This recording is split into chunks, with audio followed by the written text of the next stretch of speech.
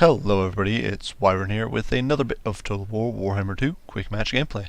This time around I am playing as the Dark Elves against the Warriors of Chaos, led by Anders Silvu, or Siluvu on the map, Glacial Lake.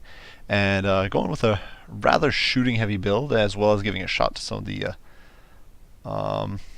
Dark Elf Cold One Knights. So let's see how things break down in game.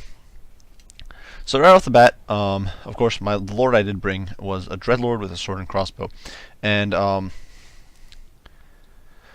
obviously I knew I was going against Chaos. Chaos tends to have more elite armies. Obviously they can go very wide, they can field a lot of marauders, but it's not that likely. You're not that likely to see that, in my opinion.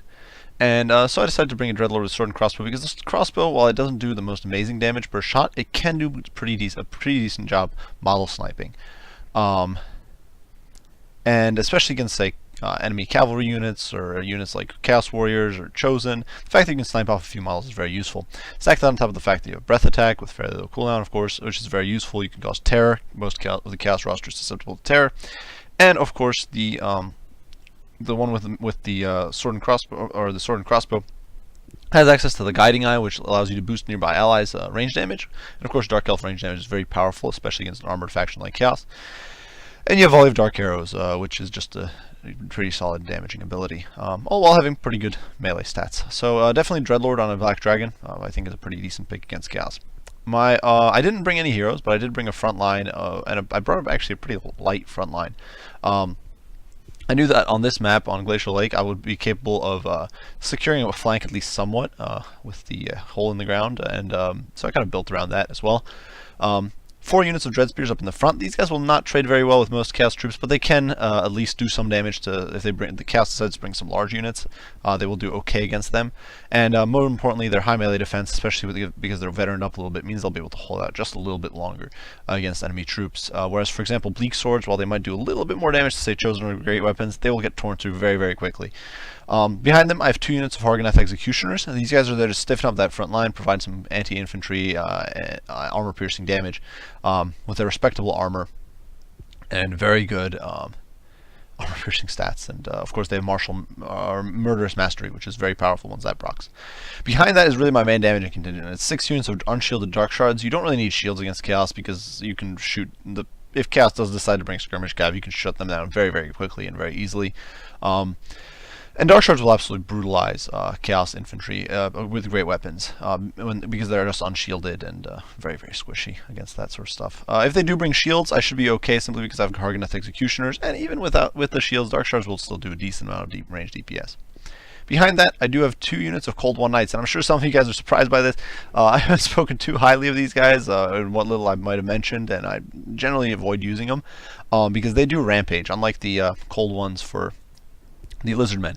And so you might be wondering why I brought them here, and that's because I've seen some suggestions, and I've kind of seen some usage for them lately, and that's as a one-shot wonder against enemy large. You throw them in against an enemy large unit.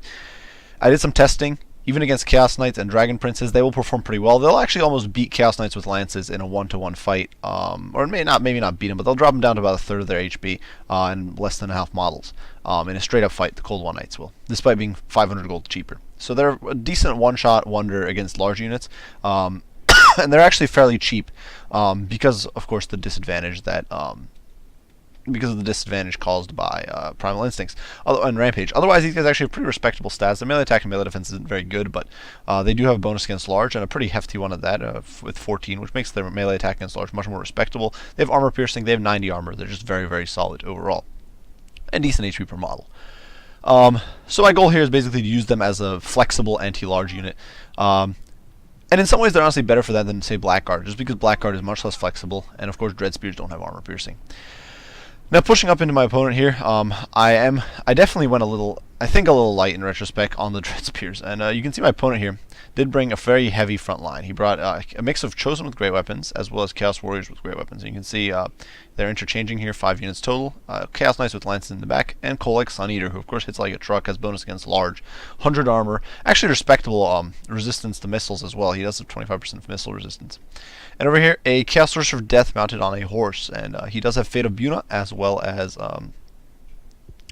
good old Spirit Leech, and of course he does have Forbidden Rod, which will allow him to improve his power recharge rate. And he's immediately hitting my Hargoneth Executioners with Fate of Buno, which is absolutely brutal. These guys don't have the best of HP, and they're a very elite unit, and they're one of my only 2 really armor-piercing units. Out on the flanks, my opponent is sending out a unit of Poison, or just actually Chaos Warhounds, and then a unit of Poison Warhounds on the other flank, alongside some Forsaken, but the Forsaken are having a hard time trying to flank around the edge here. Now, my opponent is pushing forward into me. You can see I'm taking this Fate of Buno here, and I'm not really able to do anything about it. But I start unloading on these Chaos Warriors with the Dark Shards, and you can see they lose about half their HP in the matter of seconds to the Crossfire. In the meantime, though, these Dark Shards over here are opening up on Kolek. And rather than trying to push these Dark Shards here into a position to shoot on these guys, I'm actually going to just split their fire up. Hargoneth Executioners are very low on HP, but because the Spears get in the charge first, these guys are going to come in later, and that way they're going to be able to do a little better. Kolek plows straight through, and he's being chased by my Lord. You can see in the meantime my Cold One Knights have actually completely smushed these Chaos Warhounds, and now they're able to come back and start dealing with Kolek Sun Eater, who is getting torn up pretty badly between the crossfire from the crossbows, as well as now the Dread Knights, the Cold One Knights, and the Dreadlord. This unit of Chaos Warriors with Great Weapons is actually already routed, which leaves only the Chosen and the Chaos Sorcerer of Death, because this unit of Chaos Warriors over here has actually gone through and is now being tied down by Dread Spears. Over here, Hargoneth Executioners and Dread Spears are slugging out with Chosen, and the Hargoneth Executioners should make this a fairly even fight. And over here, the Chaos Warriors are chewing through the Dread Spears, but not as fast as my opponent would no doubt like. In the meantime, poor Kolek, though, is getting absolutely trounced by the Cold One Knights as well as my Lord. And you can see he's almost dead, and he's not long for this world. I do believe he simply routes off. Unfortunately, my Dark Shards are definitely getting tied down here. The Chaos Knights hit a unit here. The Chaos Knights, of course, have very powerful shock, and they cause fear. So they rout off a unit of Dark Shards here, and they're definitely hurting these Dark Shards here. In the meantime, these Forsaken are gotten in amongst my Dark Shards, and so I'm trying to deal with them with Cold One Knights. And Cold One Knights with their respectable armor, and decent enough melee attack, especially when buffed by the Murder's Prowess against the very low stats or defensive stats of Forsaken, should do well against them. Over here, the Chaos Warhounds are doing a decent job against the Dark Shards, but not ideal. And these Chaos Warriors are actually remaining tied down. And you can see these Chaos Warhounds have actually kind of been really messed up and have actually fallen back to the over here. Chaos Knights have actually been routed off. Unfortunately, you can see that my Cold One Knights at this point are rampaging. Over here you can see the Dread Spears have basically fallen apart, but the Hargoneth Executioners are still slugging out with the Chosen and actually doing a very good job of it. They're actually probably going to win against these Chosen with Great Weapons. They do have about even stats at this point. They might not be able to win, but they might. I'm not entirely sure, actually. Over here, the Hargoneth Executioners did go and weakened, so they're struggling against these Chosen with Great Weapons, because they did get hit by that Fate of Buno earlier, but now they have held as long as they needed to. Over here, the Dread Spears are finally freed up as my Lord recharges these Chaos Warriors. And now my Lord is able to jump over these Chosen. I still have some pretty healthy units of Dark Shards, actually. And these guys will just be able to mow down the Chaos Warriors with Great Weapons and the Chosen with Great Weapons very, very efficiently, especially now that Kolek's gone. Now, these Warhounds do get a rear charge here, but my Dread Spears are on point, and they're just pushing in to deal with these guys. My Lord, in the meantime, has terror out of these Chosen, and that is the end of the game, and a Pyrrhic victory for me. Now, Dark Elves, I think, have a very good matchup against Chaos, simply because Dark Shards are a very cost-efficient powerhouse armor-piercing unit. They have very high armor-piercing DPS, better than, say, handguns without losing too much range. And it can get buffed by Murderous Mastery, of course, Murderous Prowess, of course.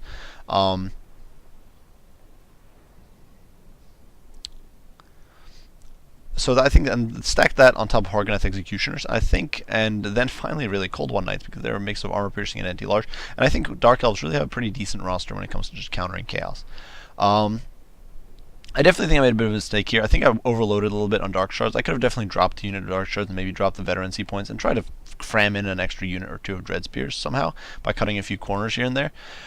You can see the Cold One Knights performed very well. They actually tore through the Forsaken. They tore through the Warhounds, the Poison Warhounds. And they actually did okay against the Chaos Knights as well, I do believe. And that, it's really, especially if you can actually, if the Chaos Knights spend their charge on some other unit, then the Cold One Knights will get an even better engagement there. And I actually think that if they get a charge and the Chaos Knights do not, the Cold One Knights might actually be able to win outright, even without help. Now, of course, the Chosen did very well. They just simply slashed their way through Dread Spears and actually got to cut through the Hargoneth Executioners simply because the Hargoneth Executioners got hit by a Fate of Buno, which is very powerful. But the crossfire from the Dark Shards was very effective, and I definitely think that Cold One Knights as a one-shot wonder, if you're expecting your opponent to bring some sort of cavalry, anything Zentler's Reichs, anything around on the lower end of the scale for cavalry, or not lower, mid to lower end of the scale for cavalry, Cold War Knights will trade with effectively they'll either win or they'll come very close to winning. In the case of high-end cavalry, they won't win most likely. The cavalry in the 1500 range, so we're looking at Chaos Knights, Dragon Princes, Demigriffs, Demigriff Knights with halberds. You're probably not going to win with Cold War Knights, unless you get a very ideal situation. But you will be able to bleed them dry.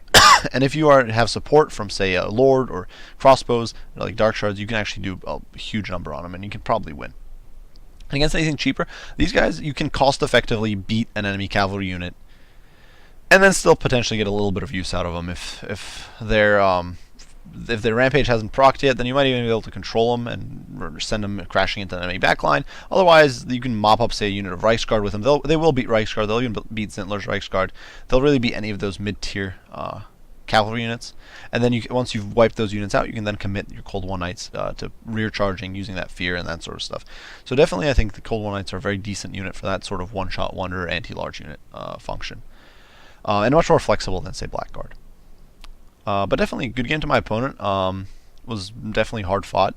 Dark Shards came through, but I do think I overcommitted a little bit. I would have been better off probably dropping him for a little bit more melee presence. And yeah, Dreadlord actually performed really well. I do hope you guys enjoyed this video. If you did, be sure to leave a like and subscribe down below. If you have any comments, criticism, any questions about Total War Warhammer 2 or anything like that, you should post those down in the comments, and I will respond as soon as I can. As usual, guys, I do appreciate you all for watching, and I hope to see you all in the next one. Bye for now.